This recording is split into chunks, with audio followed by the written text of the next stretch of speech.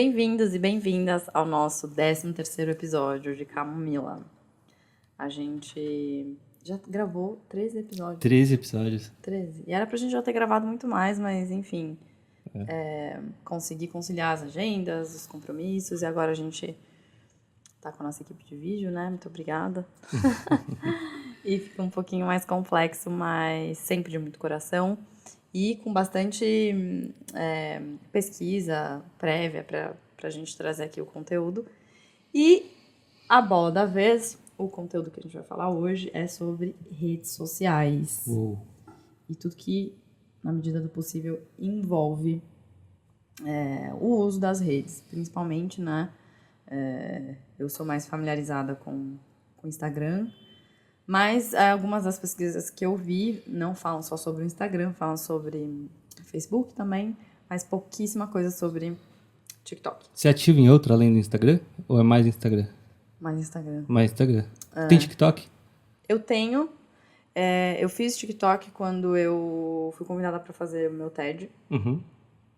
porque a transmissão do evento ia ser pelo TikTok. Ah, boa. Aí todas as pessoas que iam ser palestrantes naquele dia tinham que ter TikTok. E eu nunca tinha feito na minha vida nada. Não sou nem um pouco ativa lá. Eu acho que é um conteúdo um pouco diferente, né? Então, exige, talvez, habilidades Uma diferentes. outra dinâmica. Uma outra E dinâmica. Twitter, você usa, Mila? Comecei agora. Começou agora? Entrei no Twitter. Olha. Acho o Twitter muito divertido. Vou te Acho seguir no Twitter Twitter. super legal. Depois me segue. Eu nem lembro qual que é o meu nome. Não. Eu me tornei essa pessoa que não sabe qual que é o nome na rede social. Eu nunca entendi isso. Muito bom. Eu perguntava pras pessoas, sei lá, qual que é teu Insta? Ai, não lembro. Eu falava, gente, Como não sabe? como que a pessoa não sabe qual que é o nome da... Aí, me tornei essa pessoa. Muito bom. E antes de a gente começar, eu queria te perguntar, quantos anos tem sua filha? 4. E ela tem redes? Não. E qual que é a sua opinião sobre isso? Acho que é muito cedo, né? Ela usa um pouquinho comigo. E às vezes eu tô, enfim, dando uma zapeada e ela fica do meu lado assistindo.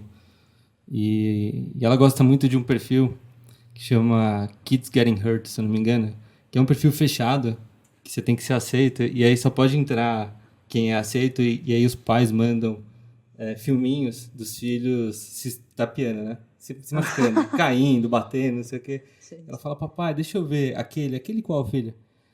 As crianças quebrando a cara. E é muito louco como ela já entrou na dinâmica, às vezes ela quer ver e ela pede, então tem um lance ali que me dá um sinalzinho do tipo, deixa eu dar uma segurada nela, porque... E você percebe que isso muda o comportamento dela?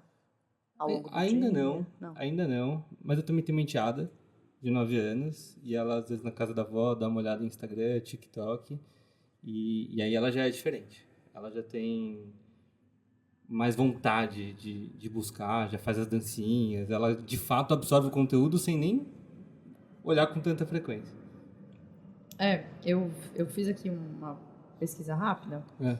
Tem um livro de um autor que se chama Henrique Etcheburua, e ele escreveu um livro que se chama Vícios nas Novas Tecnologias e Redes Sociais em Jovens. Isso foi pré-pandemia, né? Não foi pós-pandemia.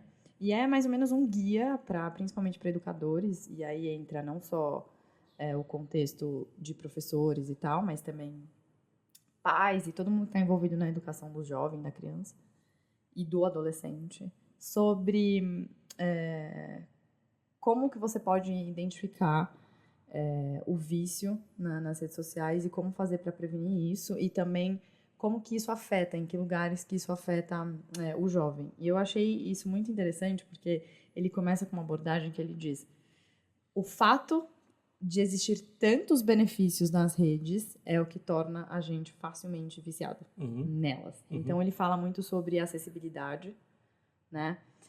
O fácil acesso que você tem a tudo e a todos.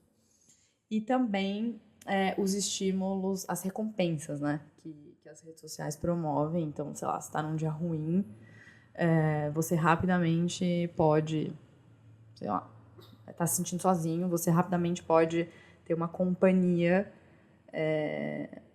virtual. Virtual. Então, existe aí uma recompensa que um esforço que você faz para ter essa recompensa não é tão grande ou tão proporcional ao que você tem que fazer para conseguir tirar alguém da sua casa, entendeu? E fazer vir te encontrar. Então, são basicamente os benefícios das redes que ele sugere que fazem a gente ser viciado nelas. Tem uma outra visão de outros pesquisadores que falam que as redes sociais, que não seria talvez o correto você falar que as redes sociais viciam. Na verdade, não seria correto usar o termo você está viciado em rede social. E sim, você faz mau uso das redes. Porque muitas pessoas, elas medem o vício delas pela quantidade de horas, né? Então, elas falam assim, você passa 12 horas no celular, você é viciado no celular. Ou você passa 10 horas no celular, 8 horas no celular, e você é viciado. Esse conceito do uso problemático, ele não olha as horas que você passa no celular, ele olha a qualidade que tem nesse uso. Então, se você faz uso do seu celular por 2 horas, por exemplo, e essas 2 horas são ultra destrutivas, eu só usei minhas redes para fofocar, para olhar a vida dos outros, para me comparar, para me pôr para baixo, para stalkear, sei lá, a vida de outras pessoas que não tem nada a ver com a minha, ou para promover conversas e discursos de ódio, e enfim, isso é muito mais prejudicial do que você passar 10 horas nas redes sociais, sei lá, interagindo com outras pessoas. Exatamente. Então, eu, particularmente, eu gosto muito desse termo, que não fala sobre o vício, mas sim sobre o uso problemático. Sobre o como. Exatamente. Sobre o mau uso das redes. E o que eu acho assim, muito interessante é que existem alguns sinais, né, que a gente pode ver com as pesquisas. Inclusive, eu peguei aqui algumas pesquisas que eu achei super marcantes. Tem uma aqui que foi feita com 500 adolescentes entre 10 e 17 anos. E essa pesquisa ela foi feita por uma marca de beleza, de produtos de beleza. E eles chegaram na seguinte constatação, que para a maioria dessas pessoas, desses jovens, os posts nas redes sociais são feitos com expectativa de aprovação. Então, você não posta porque você quer compartilhar algo. Você posta esperando que aquilo que você compartilhe seja validado e aprovado. E que, inclusive, o que você postou seja reconhecido como sendo algo legal, uma experiência bacana, se as pessoas acharem que isso é. E aí, o que eu achei mais impactante é que 35% dessas jovens e desses adolescentes se sentem mais ou menos bonita, talentosa, inteligente. Elas se sentem menos inteligentes, menos bonitas e menos talentosas quando elas veem posts de outras pessoas que elas têm a ideia de que são mais do que elas. Então, assim, é muito preocupante essa questão da comparação, né? Quando você estabelece que existe um modelo que é muito bonito, que é o que você gostaria de ser, e dentro dessa idealização, a gente pode entender que 35% desses jovens e desses adolescentes, eles se acham menos porque eles idealizaram que aquela figura representa mais. Né? Então, isso tem um impacto direto na autoestima. Com certeza. Do jovem. E ainda é mais preocupante porque o jovem, diferentemente dos adultos, ele ainda está num processo de definir quem ele é. Né? Mesmo os adultos, a autoestima, a gente já falou aqui, ela não é algo imutável, né? As nossas experiências e o que a gente vive na vida adulta tem um impacto direto na nossa autoestima. Então, se você tem experiências horríveis, mesmo depois de adulto, você pode abalar a sua autoestima por conta dessas experiências. Então, imagina uma pessoa que ainda nem formou a ideia de quem ela é, o que ela gostaria de ser, e aí ela já tem essa carga enorme de comparação e de se sentir menos pelo que ela vê, ou ele, nas redes sociais. Isso, com certeza, é um efeito e um impacto que é decorrente do uso problemático das redes, sem nem a pessoa ter consciência disso. Mas, eu acho que tem um lance também, Mila, não só nas crianças, nos profissionais também. Eu estava muito pensando no tema antes de vir para cá. Saiu até um podcast recente, acho que no Braincast, sobre isso. Parece que todo mundo hoje precisa ser um produtor de conteúdo profissionalmente falando, né? Sim. Precisa ser uma referência.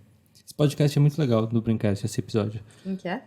Do B9, na verdade. Depois a gente coloca o link no... Coloca. Gente, o link ele vai sempre estar disponível no nosso canal do YouTube, né? Não tem como vocês verem link no Spotify. Então, depois do nosso primeiro episódio, um monte de gente mandou, mas onde está o link? Tá no meu canal do YouTube. Então é só procurar lá, Mila Monteiro, e aí vocês vão ver o vídeo com as informações. Mas eles colocaram no episódio em palavras o que muita gente sente, né? Que parece que hoje, para você ser reconhecido por um bom profissional, você precisa estar produzindo conteúdo e também ser referência nas redes. E eu acho que o que mais dói, profissionalmente falando, é que muitas vezes você não reconhece na pessoa que está lá como a entidade nas redes sociais um bom profissional. Muitas vezes alguém que está começando, mas como tem uma habilidade de falar, de expor o conteúdo e de se comunicar... De se expor, né? De se expor, acaba chamando muita atenção. E existe meio que essa cobrança hoje em todo mundo. Não só na vida pessoal, mas na vida profissional também, de você estar o tempo inteiro produzindo e tendo essa aprovação, essa validação. Isso também vira um desafio para quem não se sente à vontade. Não é todo mundo que quer fazer. Não é todo mundo que quer o tempo todo ficar postando e virar referência. Mas parece que hoje a qualidade do seu trabalho ela é balizada por a quantidade de seguidores que você consegue angariar nas redes. Então, mas a questão é essa. Primeiro, você acha que é necessário ficar o tempo todo postando? E segundo, hoje em dia, os números de seguidores, eles já não falam mais nada, né? Porque é justamente o que a gente está falando aqui. Da qualidade, né? Da qualidade. Exato. De você consumir conteúdo com qualidade. Tem pessoas que têm muitos seguidores porque a pessoa está interessada em fofoca, as pessoas que seguem estão interessadas em saber quantas vezes você terminou e voltou com o seu parceiro ou com a sua namorada, e aí as pessoas seguem para se manter informadas sobre isso. Então, será que isso é um conteúdo? Se a gente pode chamar isso de conteúdo? Eu concordo que não, mas tem esse desafio, né? A gente vê médico fazendo dancinha para chamar a atenção, a gente vê casting de filme, pessoas sendo chamadas para participar de filme porque tem muitos seguidores nas redes sociais. Eu acho que esses números, infelizmente, eles acabam balizando muita coisa, e eu concordo com você, isso acaba tornando o hábito errado. Agora, vou ser polêmica, você se consultaria ou faria, sei lá, uma operação com um médico fazendo dancinha? Não. Então acho que a gente tem que pensar muito no tipo de conteúdo que a gente quer entregar justamente para ter esse reconhecimento, porque o conteúdo não significa... O fato de ter um post não significa que seja um conteúdo. Uhum. Isso é uma coisa que, inclusive, muita gente me pergunta. Como é que você faz? Você posta sempre? Você programa os seus posts? Como é que você faz para produzir conteúdo? Cara, a grande verdade é que eu só posto quando eu tenho alguma coisa para dizer. Uhum. Eu não tenho nada para falar. O problema é que tem muito para dizer, né, Mila? Você diz o tempo. Eu não sei se isso é uma elogio. Tô brincando. Mas... Obrigada. Mas a questão é essa. Se eu não tenho nada pra dizer, talvez eu não tenha nada pra compartilhar. Então, pra que fazer esse movimento, né? Eu acho que isso acaba, na minha opinião, decepcionando, né? Uhum. A pessoa que tá buscando conteúdo. Uhum. Tem uma coisa que... Pelo menos as pessoas que eu sigo e que eu acompanho, eu sou apaixonada pelo conteúdo delas, né? E eu acho que se eu visse que elas estão cada vez mais compartilhando coisas só por compartilhar, talvez eu perderia o interesse em continuar acompanhando essas pessoas. Uhum. E salvo alguns segmentos, não tem muito sentido você procurar nas redes sociais as referências, né? Outras coisas, sim. Outras coisas são muito importantes. Inclusive, os benefícios que o Tcheburua fala, que é o que vicia a gente nas redes, isso é uma verdade porque existem muitos benefícios. Então, tem muita coisa boa nas redes sociais. Tem muita coisa boa, principalmente pós-pandemia e durante a pandemia, que as redes sociais trouxeram. Então, se você, na minha opinião, souber utilizar bem as redes, você não vai adoecer, né? Então, por exemplo, compartilhar o conhecimento de forma coletiva. Isso não... Onde a gente ia buscar isso antigamente? Nunca. Eu tenho uma história pessoal, assim, quando eu comecei a fazer yoga, há um tempo atrás, eu tinha 13 anos na época, e aí, enfim, fui amadurecendo minha prática, a vontade de querer conhecer mais sobre esse universo, e eu só podia ler os livros ou ter acesso à informação que o meu professor da época queria permitir que eu tivesse, entendeu? E hoje em dia enfim, muitas coisas vieram à tona sobre alguns professores que eu já tive, não coisas muito boas, que na verdade eles não queriam que a gente soubesse. Eles não queriam que a gente tivesse acesso à informação. Eles queriam que a gente acreditasse na verdade que eles estavam falando sobre o yoga. Então, assim, graças a Deus que tem as redes, que eu tenho acesso a pessoas que conhecem, que estão estudando, que eu posso perguntar, eu posso aprender, né? E posso fazer um curso, posso conhecer pessoas que têm um nível de conhecimento muito maior que o meu, posso consultar elas, e isso tudo é feito de forma gratuita. Um grande exemplo é o que a gente está fazendo aqui. Hoje em dia, você tem todo o seu histórico profissional, tudo que você já estudou, que teve um custo, seja de tempo, de recurso financeiro. Eu terminei minha faculdade, fiz os meus cursos de yoga, fiz minha pós, estou fazendo meu mestrado, tudo isso custou muito para mim, e a gente está aqui compartilhando o nosso conhecimento de forma gratuita. Então, isso é uma coisa muito boa das redes sociais também, que a gente tem que reconhecer. Acho que para pequenos empreendedores é uma coisa incrível, né? Você conseguir fazer as pessoas terem acesso aos seus produtos, aos seus serviços, coisa que antes existia um controle muito grande para você entrar no mercado. Hoje em dia qualquer um pode abrir uma empresa. Democratizou muito, né? Exatamente. Qualquer um pode abrir uma empresa e mostrar para as pessoas que abriu. E o que eu acho muito legal, que também democratizou muito, é o acesso do cliente à marca.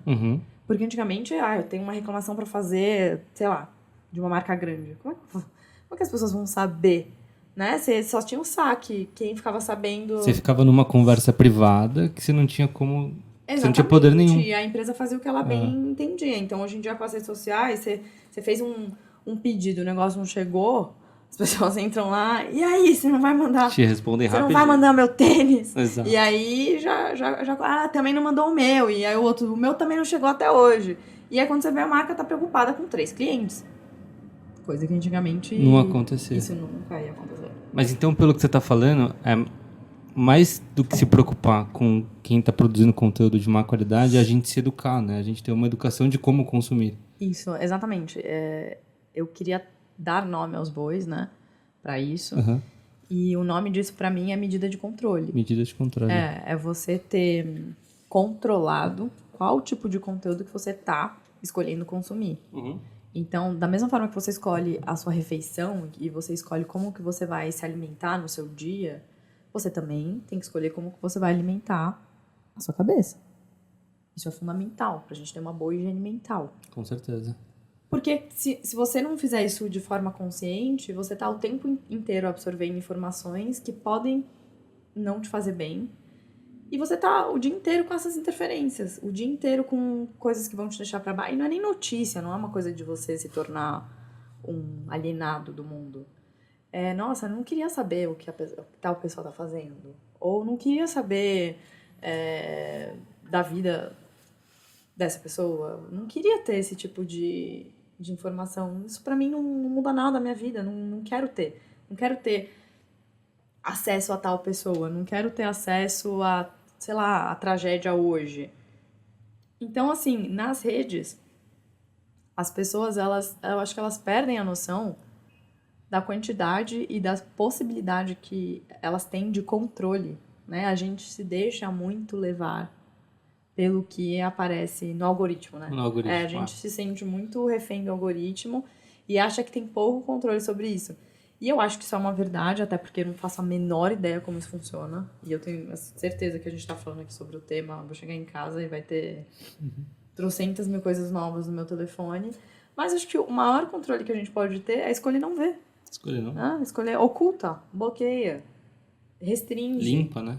Exatamente. Seleciona o tipo de conteúdo que você quer se alimentar. Um dos sinais do uso problemático das redes sociais é a falta de controle. É a falta de controle junto com a obsessão.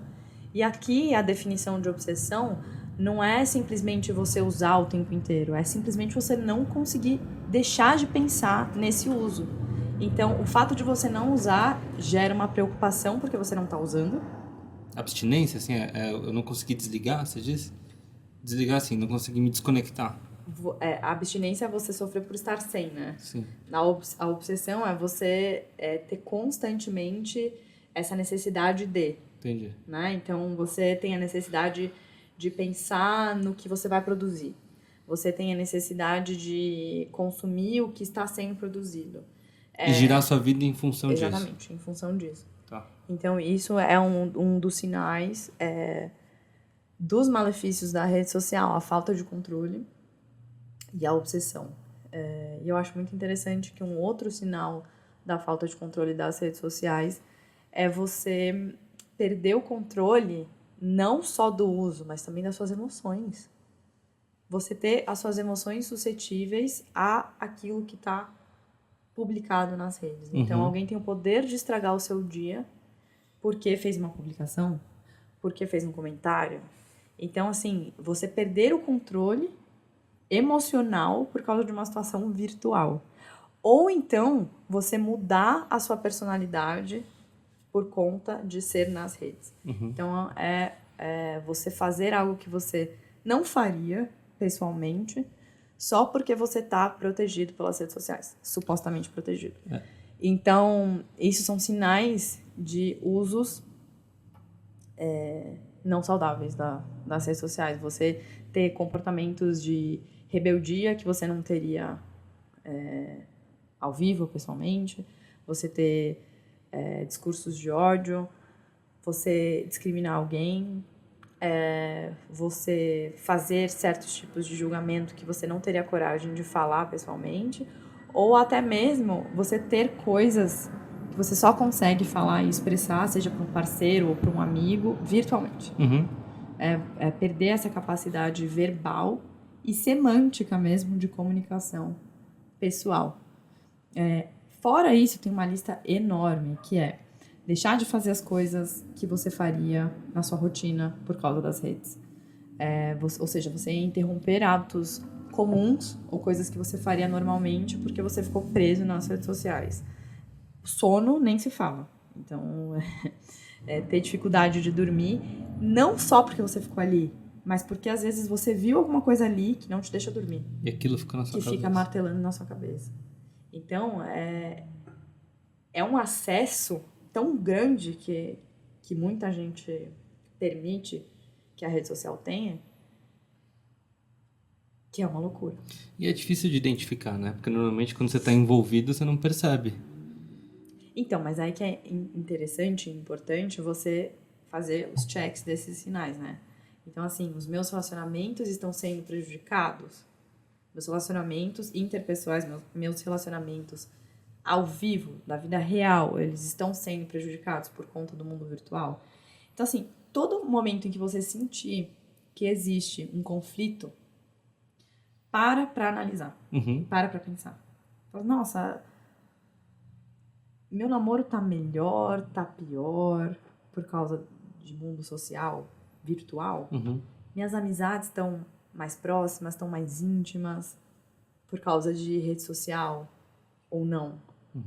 A relação com os meus pais, com a minha família, como que isso está afetando, como que as redes sociais afetam. Então, assim, o primeiro sinal é você observar como estão essas relações básicas de conexão, né? De ser humano para ser humano. E aí você vê, mais atrapalha do que ajuda, mais ajuda do que atrapalha. Fazer essa manutenção, ela é boa porque quando a gente não faz, é muito comum você ir enchendo o copinho, de repente ele transborda, aí você faz um detox, né? Fala, vou desinstalar. Exatamente. Aí você fica um tempo sem, aí você volta. Aí você, né? Como se uma semana sem rede social fosse mudar, resolver. Na verdade, você precisa se educar, né? Então, se você não consegue estudar porque você tem rede social. Eu tendo a acreditar que ao longo do tempo alguma coisa vai ocupar o espaço da rede social para quem não consegue fazer uma atividade, entendeu? Se a pessoa ela não consegue ter essa autoeficácia, né? Eu sou capaz de fazer algo. Hoje é a rede que impede, amanhã pode ser outra coisa qualquer, entendeu? Eu acho que a dificuldade das pessoas, a gente, né, controlar isso é porque não é uma ferramenta qualquer, né? Tem vários estudos que relacionam like com dopamina. Sim, exatamente. É o que o Etcheburua fala. São essas recompensas. Isso. Né? As recompensas, elas justamente, elas estão relacionadas com descargas hormonais, com efeitos químicos do nosso cérebro que fazem a gente ficar cada vez mais empolgado com isso. E a gente produz dopamina com várias outras coisas. Só que é tão mais fácil produzir dopamina porque alguém que você gosta deu um like ou começou a te seguir, que você acaba não buscando outros meios mas está disponível, né, para você ter esses estímulos químicos com outras coisas, né? Então, existe o lado bom. Você pode ver um vídeo que gera disparos de serotonina, por exemplo, que você fica super feliz em ver. Mas você também pode ter esses momentos com seu cachorro, né, genuinamente. E é completamente diferente eu ter um momento genuíno com meu cachorro ou eu ter um momento que eu tô gravando o que tá acontecendo. Né? Nem todo momento gravado é genuíno.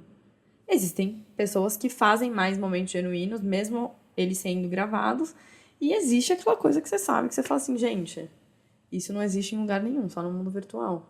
Né? Isso é um pouco complicado, porque cria nas pessoas uma ideia de que é possível, de que um estilo de vida específico existe, e na verdade ele não existe. Então eu acho que isso também faz parte do mau uso das redes, a comparação muitas vezes com algo que nunca vai chegar, que nunca está disponível, que nunca está acessível, porque não existe. E só existe virtualmente.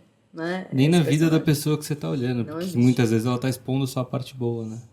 Exatamente. Isso a gente está cansado de saber, né? Que as pessoas, elas compartilham aquela foto, aquele retrato do que é considerado a melhor parte, né? Mas antes fosse isso, eu acho que muitas vezes o grande problema é que nem isso é uma mentira, entendeu? É tudo montado. Então, além de ser um corte, um retrato, é um corte, um retrato mentiroso. E isso nunca vai estar disponível para ninguém, né? É muito difícil. Eu acho, assim, muito preocupante se você, de alguma forma, percebe que as redes sociais, elas geram um impacto muito grande nas suas emoções. Para mim, isso é o maior sinal de perigo.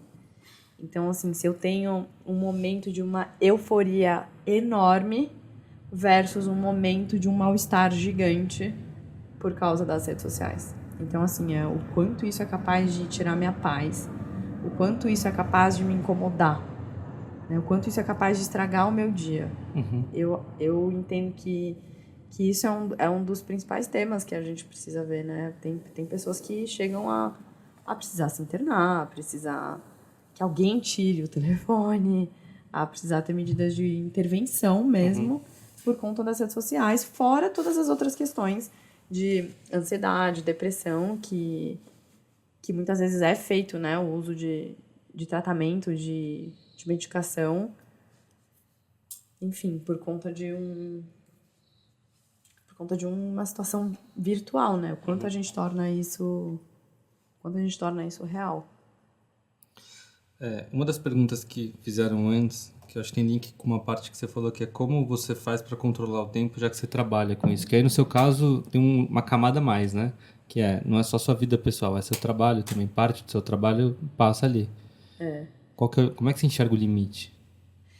Eu acho que o limite é isso, né? O limite, para mim, ele é o que me faria mal, ou me deixaria sobrecarregada, ou, sei lá, poderia me levar para uma situação de burnout, e o que eu consigo juntar uma coisa na outra, e por que não? Se duas coisas se conectam, por que não? Né? E então eu acho que o limite é encontrar esse lugar.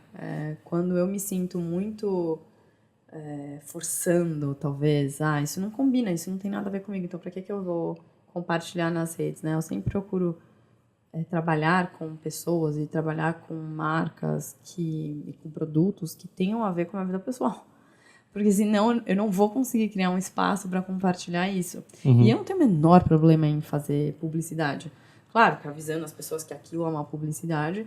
Mas assim, se eu vou precisar de uma mala para viajar, por que não ter um ótimo parceiro ou uma marca que se preocupe com uma mala? Se eu vou precisar de roupa para fazer yoga todos os dias da minha vida, por que não ter uma marca legal, brasileira, que se preocupa com os empregados, com os funcionários, com os colaboradores, com os clientes? Por que não? Então, eu penso assim, se tem sinergia, fica uma coisa mais fácil, entendeu? Não, talvez mais simples, não fácil, mas talvez mais simples. Agora, se eu tiver que quebrar minha cabeça para criar uma situação extra, para pensar como é que eu vou colocar isso no meu dia, aí eu já acho que é o limite, entendeu? Aí eu já acho que não cabe. Aí eu já acho que não é verdade. Que não tem como eu falar sobre isso se não faz parte da minha vida, entendeu? Então, assim, eu procuro sempre estar alinhada com isso. É que na sua vida as coisas se misturam, mas você fala muito de trabalho. E sobre a vida pessoal? Você pensou 2 vezes antes de falar de relacionamento, por exemplo? São coisas que passaram pela sua cabeça? Com certeza, né? Eu seria hipócrita se eu falasse que não. E mesmo depois de assumir publicamente, né, um relacionamento, eu compartilho 10% do que acontece, né? As pessoas não sabem qual é a nossa pauta, o que a gente está ajustando para poder estar junto de forma harmônica, né? Quais são as nossas principais questões como casal. Ninguém tem a menor ideia disso. E eu acho que é saudável permanecer assim, né? Claro que eu tenho aquele espaço do Papo das Manas, onde eu compartilho até de forma mais íntima a forma de eu enxergar certas situações, mas mesmo assim não significa que seja uma experiência de agora, sabe? São coisas que eu já vivi na minha vida e que, enfim, eu procuro responder de forma mais íntima para a pessoa que teve a coragem de tomar um tempo, parar e me perguntar. Eu acho que essa troca, ela é digna. Mas sobre a vida pessoal, ninguém sabe muito, né? As pessoas veem, tá, eu tô com meu pai, tô com a minha mãe, mas ninguém sabe o que eu tô conversando com eles naquele momento, né? Ninguém sabe como uma imagem sem áudio, né? Exatamente. Você vê, mas não ouve, né? Exatamente. E as pessoas imaginam, isso é bom e ruim. É bom porque preserva a minha intimidade, mas é ruim porque as pessoas pensam que elas querem, Projetam, né? Exatamente. As pessoas vêm com cada pergunta que você fala assim, meu, da onde que isso saiu, né? Da onde que tirou isso? Então, aí você vê, pelo menos eu procuro fazer esse exercício de que o que as pessoas trazem, o que as pessoas têm, diz muito mais sobre o que elas são, Sim. né? E não sobre quem você é. Sim. Porque se a pessoa olha uma foto, sei lá, eu fui treinar com meu pai. Mas você tá muito com seu pai e sua mãe. Entendeu? Cadê? Pô, minha mãe não faz jiu-jitsu. Tô com ela em outros momentos, entendeu? Ou já pararam pra pensar, talvez, que ela poderia, por exemplo, não gostar de ser compartilhada da mesma forma que eu compartilho meu pai? As pessoas não param pra refletir, elas já vão tirando... Já criam uma história, Exatamente, né? já vão criando uma história sobre como é meu relacionamento com a minha mãe, como é meu relacionamento com meu pai, e como é meu relacionamento com meu irmão, por exemplo, sou muito junto com meu irmão. Você não tem ciúme da sua cunhada? Gente, de onde que as pessoas tiram isso? Sabe? De onde que elas criam essas ideias e projetam? E aí é problema delas, né? Não é problema meu. É que você é muito bem resolvida, então isso consome um pouco de energia, né? Você lidar com isso. Com certeza. Eu acho que a maturidade faz parte cada vez mais desse lugar. E o momento em que você... Pelo menos o momento em que eu entendi que um estranho não tem o mesmo impacto na minha vida que uma pessoa que eu amo, as coisas, os pesos ficam diferentes, entendeu? Se o que uma pessoa tem pra falar, qualquer pessoa que tiver algo pra dizer, eu vou ouvir. Qualquer. Porque somos seres humanos, né? A gente tem que abrir os ouvidos pra ouvir as pessoas, mas não significa que aquela mensagem tenha um impacto em mim. E aquela mensagem só vai ter um impacto em mim se de alguma forma ela dialogar com algo que eu sou. Então, eu nunca vou privar alguém de falar alguma coisa pra mim. Eu seleciono, às vezes, sei lá, tem pessoas nas minhas redes sociais que são bloqueadas, mas um diálogo, justamente porque tem essa questão que eu acho, né, que eu concordo com esses pesquisadores, que existem pessoas que só têm coragem de ser e de falar alguma coisa virtualmente. Isso, particularmente, eu não tenho muita admiração. Se você tiver uma crítica pra me falar, pessoalmente, eu vou primeiro respeitar a sua coragem de vir falar para mim e não de mim. Então, isso eu acho já maravilhoso. Quando você fala pra alguém, você tá interessado que essa pessoa evolua, né? Você tá interessado que essa pessoa possa fazer algo a respeito daquilo que está sendo dito pra ela. Já quando você fala de alguém, você nem tá dando a oportunidade pra pessoa refletir, evoluir. Está privando ela de ser, talvez, uma versão melhor. E, geralmente, esse falar de alguém vem num contexto de fofoca, vem num contexto que não é muito legal. Então, isso eu não, realmente, assim, eu não dou valor. Mas, se a pessoa quiser falar a mensagem dela e ainda que eu não concorde, eu vou ter que ouvir. E eu vou ouvir. Entendeu? Então, é claro que isso demandou muita energia pra eu ter esse entendimento. Porque mistura tudo, né? Se no final do dia a gente naturalmente faz as coisas buscando uma aprovação, é difícil você ficar lidando com um monte de questões o tempo todo que não necessariamente são positivas. Alguém tinha perguntado aqui sobre como é que você lida com feedbacks negativos, que é isso que você está falando, né? Tem muito feedback negativo nos seus canais? Não tem muito feedback Não negativo. tem, né? Ah, Pelo que eu não tem. acompanho, não tem.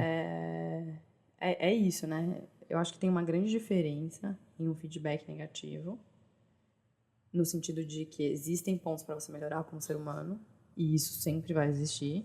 E uma pessoa interessada nisso, uma pessoa crítica talvez, uma pessoa que talvez não goste de mim, mas que tá falando algo que tem sentido, de uma pessoa que simplesmente tem ódio e quer compartilhar o ódio dela.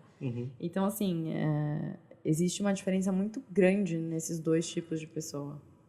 Feedback negativo, todos os que eu já recebi até hoje, só me ajudaram a ser mais profissional, a fazer meu trabalho melhor, a crescer como ser humano e avaliar as questões que eu precisava melhorar. Agora, ouvir ódio, frustração, inveja dos outros, aí é uma escolha minha, se eu quiser ficar aberta para esse tipo de pessoa, entendeu? A gente pode escolher isso, é muito legal. A gente pode escolher qual tipo de relação a gente quer ter, qual tipo de interação que a gente quer ter com qual pessoa, né? A gente tem esse poder. E a gente pode fazer isso também nas redes sociais, né? A gente deve, inclusive. Então, é muito difícil, assim. Acho que também buscar aprovação é muito relativo, né? Porque é impossível você ter a aprovação de todo mundo. Muito impossível. Não tem como. Você chegar num patamar da vida que todo mundo te aprova, que todo mundo gosta de você, que todo mundo te acha incrível. Sempre vai ter uma pessoa que não tá nem aí, ou que não gosta, ou que não conecta, que você não fala a mesma língua. E aí, poxa, você vai olhar e vai focar bem nisso, né? É meio que uma corrida atrás do rabo, assim, uma rat race, sabe? Corrida de rodinha de rato. Porque não, esse cenário nunca vai existir. Nunca. Tô fazendo as perguntas sobre você, mas é bom que a gente já traz sobre as redes, né? Tipo, aplicado a você, mas é sobre o uso. Vamos falar de coisas positivas? Você sempre usou redes sociais antes do yoga, quando você trabalhava em banco? Você tinha esse hábito de ficar postando? Não. Isso Mas acho que era o tempo, né? Era Facebook na época, provavelmente. Orkut. Não tinha muito. Era Orkut. Você tá revelando a minha idade, aquelas... Era ICQ, não. Então, não tinha muito essa coisa de compartilhar, né? Uhum. Você montava ali o seu perfil, tanto no Orkut quanto No no máximo um Facebook. álbum de fotos e tava bom. E o negócio ficava ali sem precisar de muitas alterações, né? A coisa de compartilhamento instantâneo veio com Instagram, né? Uhum. Então, acho que isso super revolucionou o conceito de compartilhar. Porque antes, Facebook, Orkut, pelo menos eu só queria compartilhar com os meus amigos ou com pessoas que alguma vez eu já conheci. O Instagram, você tá compartilhando com milhares de pessoas que você não tem a menor ideia quem você é, Uhum. né? E isso traz outras questões também para refletir, questões até que envolvem segurança, que envolvem uma série de outros aspectos, mas eu acho que eu não usei sempre as redes sociais porque não era o momento, né? Eu acho que eu entrei no Instagram em 2013, talvez. Uhum. Já vai fazer quase 10 anos. Surreal, né? Surreal. Nossa, vai fazer quase 10 anos. E você? Eu sou bem low profile, na verdade. Eu tenho Por quê? Por quê? O que é low profile? Eu não tenho o hábito de expor as coisas. Eu posto muito pouco. Na verdade, acho que os meus... Aí, né, outros usos das redes. Meu primeiro stories foi quando eu fiquei solteiro, eu acho. E o que isso quer dizer? Porque eu acho qual a relação? Não, porque eu acho que existia uma necessidade de abrir novas conversas, né? Então, talvez naquele momento eu me senti com uma necessidade maior de me expor. Hoje eu uso com uma certa frequência, mas tem sempre, no meu caso, um fim profissional.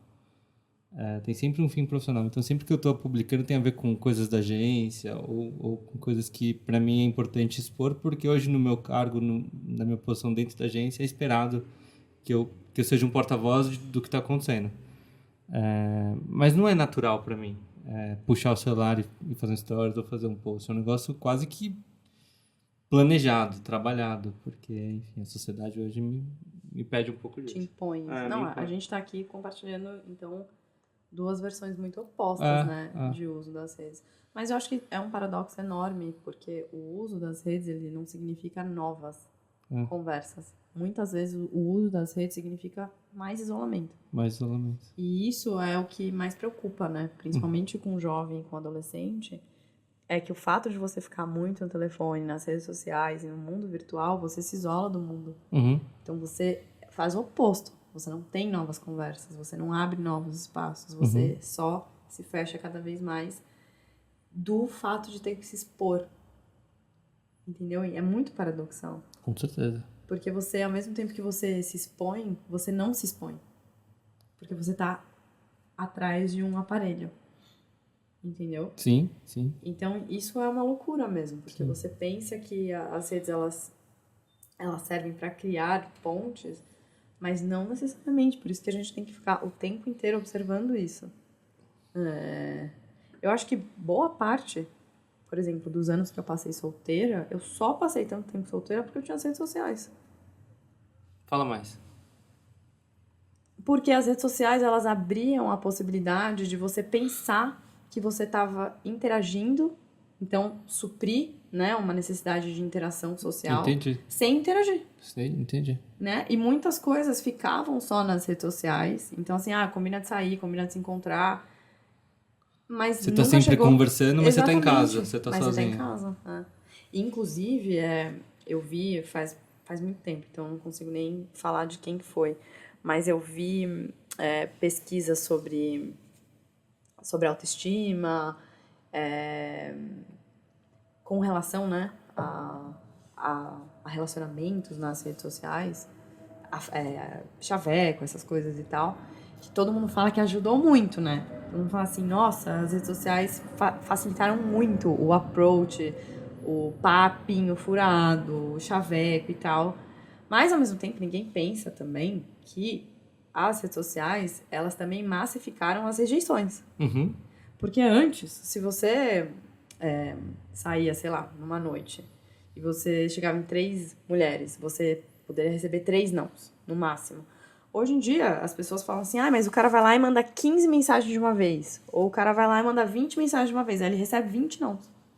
Ou seja, massificou a quantidade de rejeição também. Não só a quantidade de sim, mas também a quantidade de não. Simplificou, não sei se banalizou, mas simplificou e deixou mais raso, né? Até você chegar no approach, você tem menos obstáculos, menos profundidade, menos... Então, você vai para tentativa e erro nesse caso, né? É isso que você está falando. Você fala com mais pessoas, toma mais não, mas você não está se aprofundando em nenhuma das situações. Você, sei lá, conhecer alguém numa festa. A pessoa, ela tinha que minimamente parar ali uns... Te ouvir um pouco para você ter uma oportunidade. Exatamente. Hoje em dia a pessoa você nem sabe se a pessoa tá te ouvindo. Tá lá falando o que ela quer, vendo TV no sofá. E falando com mais outras pessoas. Ou até mesmo pessoas doentias que podem estar saindo com outras mandando mensagem pra você. É o Tinder, né? Você fala se quer ou se não quer, sem nem trocar uma ideia. Isso é uma loucura. Isso é uma loucura absurdamente. Mas aí eu acho que hoje eu tô no meio termo. Eu fui do zero compartilhamento até no auge da minha solteirice. Eu me forçava a me expor mais e hoje eu troco só o que eu me sinto bem. Porque eu tenho um lance com energia também, de ficar oversharing, sabe? De ficar compartilhando tudo da minha vida. Eu tenho um lance que eu não gosto muito de... Não sei, não me faz muito bem a exposição. Eu acho que... Mas você chegou uma vez, você já compartilhou tudo da sua vida? Não, muito. Tudo não. É que pra mim... Então, é que eu tô 10 camadas abaixo de vocês. Eu tenho zero hábito de fazer. Eu acho que assim, nem metade da minha vida eu compartilho. É que talvez pode ser isso, né? As pessoas podem pensar na frequência que você posta como sendo 100% do tudo, seu dia. Exatamente. Ou tudo da sua vida, mas... Mas não, né? É uma coisa que é complicado, que se mistura na minha vida, é trabalho, né? Você falou trabalho com vida pessoal. É que existem coisas ali que eu tô trabalhando sem parecer que é trabalho, né? E às vezes, sei lá, eu tô combinei de sair com uma amiga, por exemplo. Eu falo, amiga, não posso, vou trabalhar. Aí eu tô em tal lugar, sei lá, fazendo uma viagem, por exemplo. E eu falei que eu não podia ir pra tal lugar com ela, que eu ia viajar a trabalho. Ué, mas você tá de férias, você não tá viajando a trabalho. Aí você fala assim, ó, esse é o trabalho. As pessoas, elas não juntam uma coisa, claro. Não juntam uma coisa na outra. Então, é realmente difícil, mas eu acho que é mais difícil nas relações pessoais do que pro resto, né? Uhum. Do que pras outras pessoas. Né? E uma coisa que eu parei para refletir, assim, quais dicas, né, que seriam legais para você ter noção do uso das redes sociais. E principalmente, assim, como é que eu faço, né, para não me pegar me comparando tanto com a imagem, né, com a forma que o outro se apresenta, com o corpo que a outra pessoa tem. Como que eu faço, né, para não ficar tão apegada a essa questão de imagem e de comparação e de autoestima e tal? E aí eu parei para refletir isso. Eu fiquei refletindo nisso essa última semana, antes da gente se encontrar. E eu acho que, assim, seria um pouco de hipocrisia falar que a imagem não é importante, né? Porque eu sou uma pessoa que eu cuido muito da minha imagem. Eu tenho meus rituais de me cuidar e tal. Mas uma coisa que nunca eu fiz na minha vida foi resumir o meu corpo à imagem. Eu nunca pensei em mim ou no meu corpo como única e exclusivamente sendo uma imagem. Então, eu sempre olhei para o meu corpo como um veículo para me dar tudo que eu quiser na minha vida. Então, o meu corpo, ele é meu instrumento de trabalho. E não é só a minha imagem, é meu instrumento de trabalho. Ah, mas não é só porque eu trabalho com yoga ou com redes sociais. Você precisa do seu corpo para ir trabalhar. Você dirige. Você caminha pela sua empresa. Você se expressa. Você usa a sua voz. Você conversa com as pessoas. E isso é o seu corpo se expressando. Uhum. Então, ele está muito além de ser uma aparência só. Ele é um veículo também. Meu corpo, ele é o caminho para eu me sentir melhor. Então, é dentro do meu corpo que está acontecendo uma série de conexões, de sinapses, de liberações hormonais, que vão me estabilizar e que vão me fazer sentir as coisas, que vão fazer eu mostrar para você o como você é importante na minha vida. O meu corpo é o que me proporciona divertimento, entretenimento. Eu consigo, através do meu corpo, me divertir, me sentir bem, fazer esporte. Assim, os melhores momentos da minha vida, eles têm a ver com a forma que eu uso meu corpo, né? Então, eu nunca reduzi ele, nunca, a imagem. Eu nunca saí da minha casa para fazer um dia de exercício físico, porque eu preciso parecer de tal jeito. Essa nunca foi a minha motivação para fazer absolutamente nada. Uhum. Nada, nada, nada. Então, eu acho que, assim, isso foi algo que sempre me protegeu, né? Protegeu minha cabeça, sempre protegeu minha cabeça, porque eu realmente signifiquei o que o meu corpo representa para mim. Porque não tem como comparar isso. Não tem. Você não consegue olhar uma imagem e falar assim, eu quero ficar assim, porque é muito mais do que o assim. Exatamente. Então, vamos supor, muita mulher tem pira de comparar os corpos. Ai, queria esse abdômen. Ou queria essa perna, queria esse braço. Eu já penso assim, cara, será que esse abdômen aguenta fazer o que eu faço? Será que esse abdômen aguenta, sei lá, quantos rolas de jiu-jitsu? Será que esse abdômen consegue ter a mesma capacidade de expansão para respirar que eu tenho? Uhum. Isso não é uma coisa que você pensa quando você vê o abdômen de alguém, entendeu? Então, eu sempre pensei nisso no meu. Não é só minha barriga, é um veículo para eu conseguir respirar quando eu tô nervosa, para eu conseguir me sentir tranquila quando alguma coisa não vai bem. Então, são aspectos que fazem parte do meu corpo, que me levam de uma situação muitas vezes ruim para uma situação boa. Então, não adianta, você pode me oferecer o que você quiser em termos de imagem, mas eu olho muito mais para a funcionalidade, para o que o meu corpo entrega. Uhum. Isso são anos de construção. Uhum. Anos. Então, assim, se você me perguntar, você queria muito ter tal aparência? Se não fosse para fazer tudo que eu faço, não, jamais, nunca. Se isso representasse diminuir as minhas capacidades de mobilidade, diminuir minhas capacidades de resistência, de força, simplesmente por uma imagem, eu nunca farei isso. Até por isso que é uma questão que até hoje eu nunca fiz em intervenções estéticas de plástico e tal, porque eu penso nisso, eu penso assim, meu Deus, se algum dia eu fizesse qualquer coisa e isso prejudicasse a minha mobilidade ou as funções do meu corpo, por estética, eu ficaria muito chateada comigo mesma. Uhum. Então, assim, eu não julgo quem faz, porque eu acho que quem faz e se sente melhor Tem que fazer mesmo. tem que fazer. Porém, não seria esse o caso, entendeu? Porque nesse momento não tem nada que pudesse me fazer eu me sentir melhor do que o que eu já tenho de entrega com as funções do meu corpo e não com a forma com que ele Exato. aparenta ser, entendeu? Então, eu acho que um corpo ele é muito mais do que uma imagem.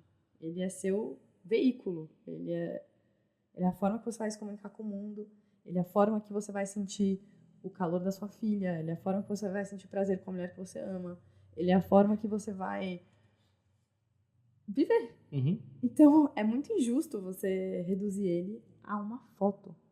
Ou simplesmente ele é bom ou ele é ruim pela maneira com a qual ele parece. Nossa, tipo, é um corpo bom, porque ele é assim. Não! E todo mundo fala assim, é muito fácil você falar porque você tem uma beleza padrão, né? Uhum. Mas não é por isso. Não é pela beleza em si. Porque se isso fosse verdade, todas as pessoas que têm beleza padrão estariam felizes. E elas não estão. Né? Não é todo mundo que tá feliz com o que tem. Eu, pelo menos, vejo meninas lindas, maravilhosas, que sempre estão fazendo mais coisa e mexendo em mais lugar por questões de imagem. Então, isso não é a solução para tudo, entendeu? Até porque, quando você tem uma visão distorcida sobre si, você não enxerga que é o padrão, né? E aqui nas redes sociais, os pesquisadores, eles mostram muito isso.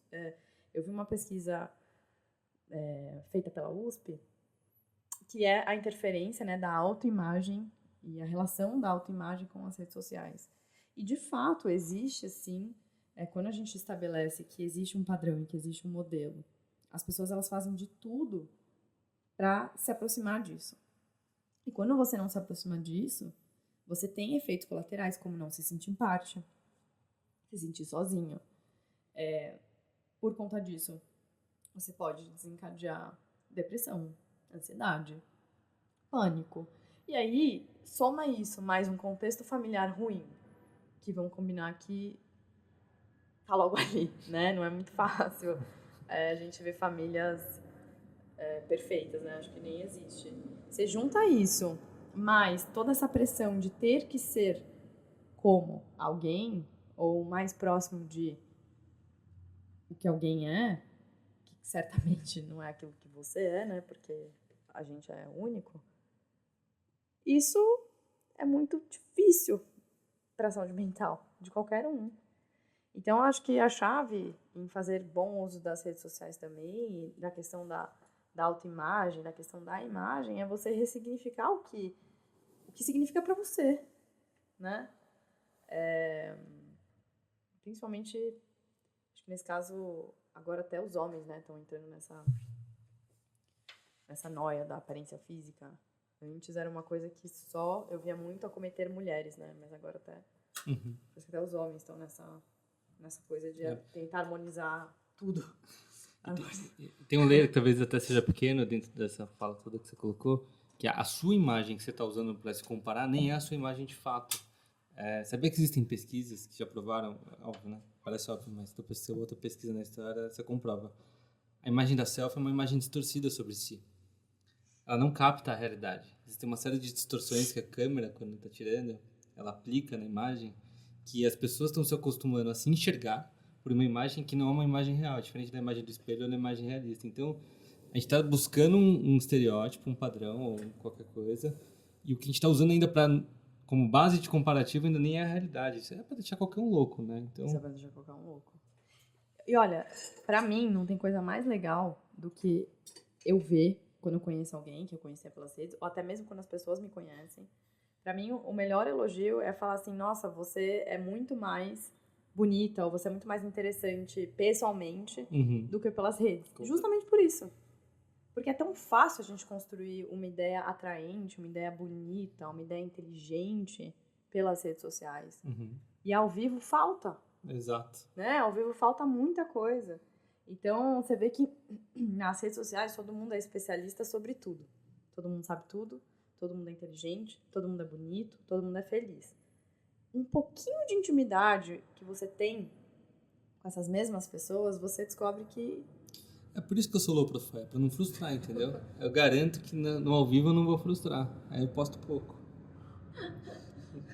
Eu acho que, pra finalizar, assim, o nosso papo sobre esse assunto, é muito importante a gente ter em mente, né, que existem sim sinais de mau uso das redes, principalmente quando você começa a se deixar para depois, deixar a sua rotina, deixar o que te faz bem, deixar os seus hábitos básicos para depois, ou, enfim, deixar pessoas que são importantes, né, para você para depois também, para interagir com pessoas que só existem no mundo virtual. Existem vários sinais fisiológicos também de que o uso não tá bom. Então, o sono, você perder sono, você perder apetite porque você não se concentra enquanto faz uma refeição. Não, você fez uma observação que eu acho que é um bom termômetro, né? Quando você se atrasa para um compromisso, você deixa de fazer alguma coisa e fala, mas por que eu me atrasei? Puta, tava lá. Sem objetivo. Sem objetivo, E que também a gente não pode demonizar uma coisa que está presente na nossa vida, né? É só uma ferramenta, a gente tem né? que ressignificar, a gente tem que dar significado para ela. Assim como muita gente tem questões, né, com o dinheiro, por exemplo. O dinheiro é muito ruim, o dinheiro é a causa de muita destruição. Mas também o dinheiro ajuda muitas pessoas. Então, as ferramentas, elas são neutras, né? Não sei se pode ser verdade isso com o algoritmo, porque honestamente eu não sei como isso funciona direito. Então não sei quão neutro isso é. Mas o ponto que eu quero dizer aqui é que você também tem o direito de escolher como que você quer interagir com essas ferramentas. E isso é necessário. É necessário que você se eduque. Né? Que tipo de conteúdo que eu quero. Vamos supor, eu tô com problemas financeiros, tô super consumista, eu só sigo loja. Você acha que isso vai ajudar ou vai piorar os seus problemas? Ou eu não tô aguentando mais meu trabalho, mas agora eu não consigo sair dele por questões estratégicas. E eu só sigo o Instagram de viagem. Isso vai ajudar ou isso vai atrapalhar? Tô com problemas no meu relacionamento com o meu namorado. Eu só sigo homens sem camisa. Ou só interajo com, sei lá, com pessoas que eu quero chavecar. Você acha que isso vai ajudar ou vai atrapalhar a resolver os problemas que eu preciso resolver? Então, é básico, né? Simplesmente você fazer perguntas, entender qual que é o objetivo que você tem nessa ferramenta e realmente parar para se questionar, né? Qual é a honestidade que você responde a essas perguntas, né?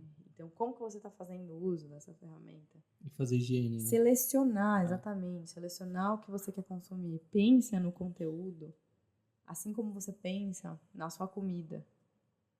Seleciona. Não se alimente de lixo, de coisas tóxicas, de alimentos que já estão vencidos. Se alimente daquilo que te nutre. Se alimente daquilo que te dá prazer. Né? Num momento ruim da vida,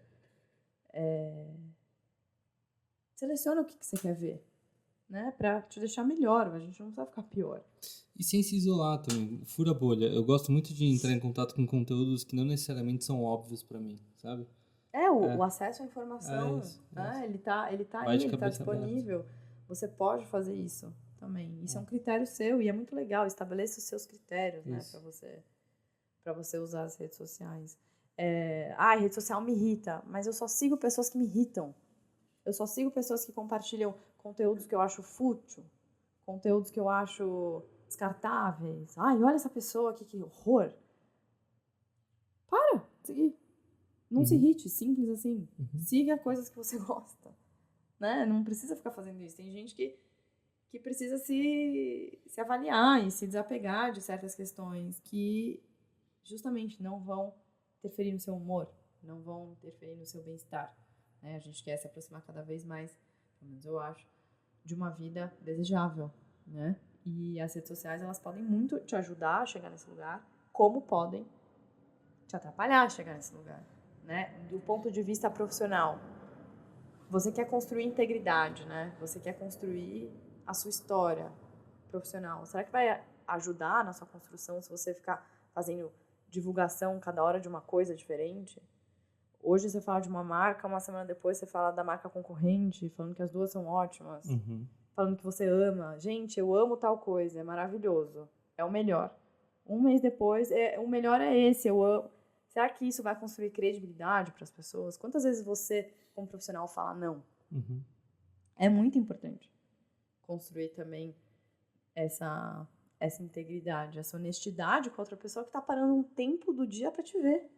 No fim do dia eu penso isso. Existe uma pessoa que está parando 1 hora do dia dela para ouvir o que eu tenho para dizer. O mínimo que eu posso ser é honesta com essa pessoa. É o mínimo. Muito bom. É o mínimo. Então eu acho que precisa ter um compromisso dos dois lados. Tanto das pessoas que produzem conteúdo, de realmente produzirem conteúdo, né? E não simplesmente encher scrolling, sabe?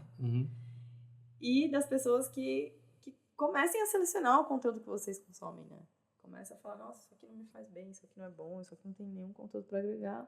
Deixa de seguir, tá aí, você é livre para isso, né? Te irrita, deixa de seguir, não tem nada para acrescentar, deixa de seguir. E quem sabe a pessoa começa a refletir, né? Muito bom. E a gente pode fazer das redes um lugar melhor para conviver. Muito bom. Acho que é isso. Temos. Obrigada, gente, por mais um momento em que vocês dedicam tempo e paciência e abertura para escutar a gente. A gente está aqui, de novo, fazendo testes, né, sobre como deixar esse conteúdo mais dinâmico e mais gostoso de ser assistido. Sugestões, dúvidas, perguntas, vocês sempre podem mandar para mim. Na medida do possível, eu procuro responder e ver tudo. E a gente se vê no próximo episódio. Boa. Tchau, tchau.